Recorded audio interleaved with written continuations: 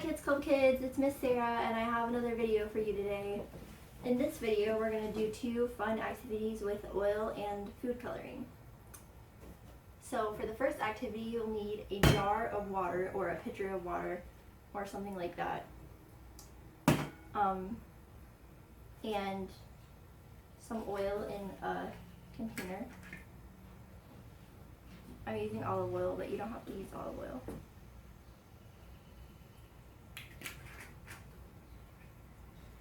And then you'll need some food coloring. I'm going to use some red and blue food coloring. So you're just going to drop a few drops of food coloring into the oil. I did 4 drops of blue. Now I'm going to do 4 drops of red.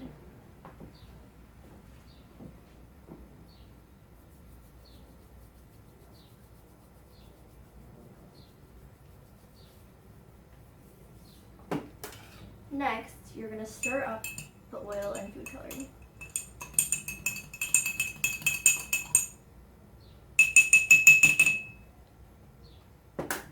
Then, you're going to take the oil and pour it slowly into the jar of water.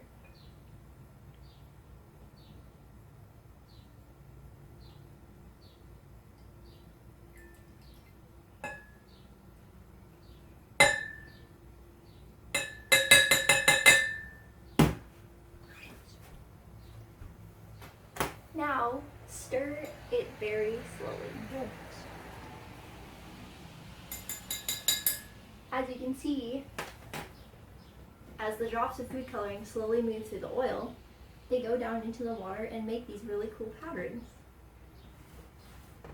And as more of the drops of food coloring go down into the oil, you will see more and more tendrils of food coloring start to go through. Like that one right there. So that is how you make underwater fireworks. And they're called underwater fireworks because the pattern they make when they go down through the oil is kind of like an underwater firework. Or a firework that you would normally see.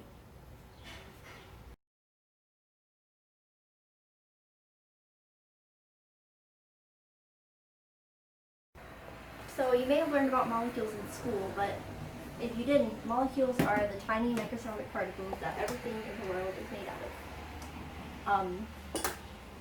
And we can imagine that water molecules are like these marbles in the container. So the water molecules in this jar of water are like these marbles. Now we can imagine that these 2 big marbles are the oil molecules. And I'm going to put the oil molecules in the water molecules and see what happens. As we can see, they didn't go into the water molecules because the water molecules are more dense.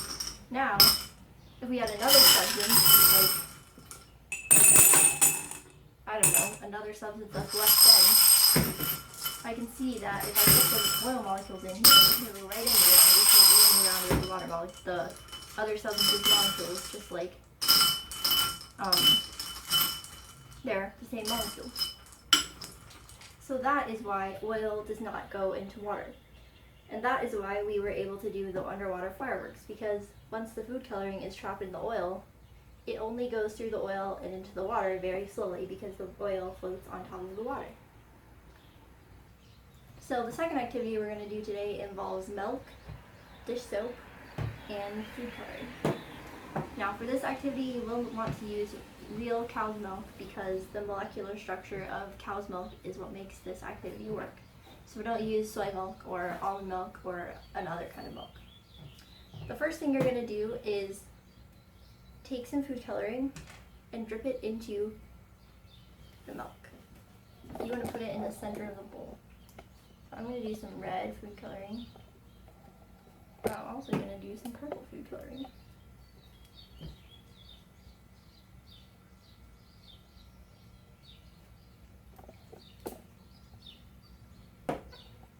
Now, I'm going to take a little bit of dish soap and drip it into the center of the milk.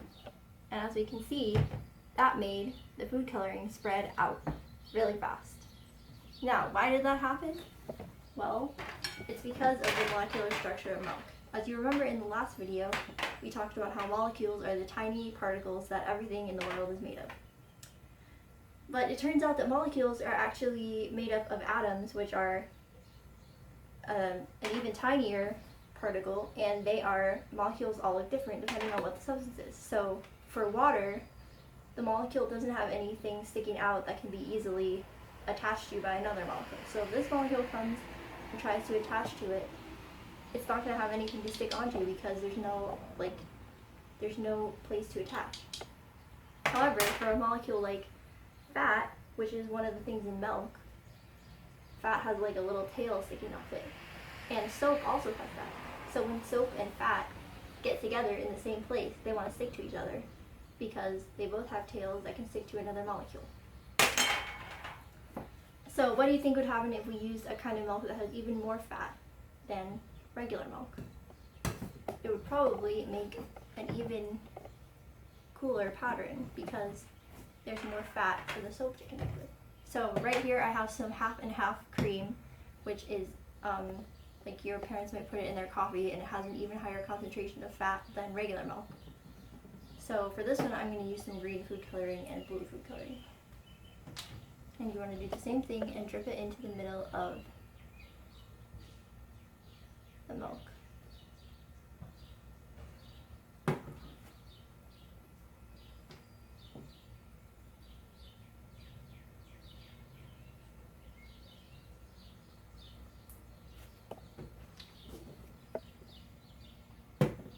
Now I'm going to put the soap in. There we go. See how it keeps moving around longer than the other milk? That's because there's more fat in it, so the molecules want to move around longer. See, if we put the soap in other places, the food coloring kind of gets moved around from that place. Let's try putting some right here. Alright kids, that's the end of our 2 activities for today. I hope you had fun watching this video, and if you want to try all of these activities at home, you can look at the list of ingredients that I have posted below the video. Have fun!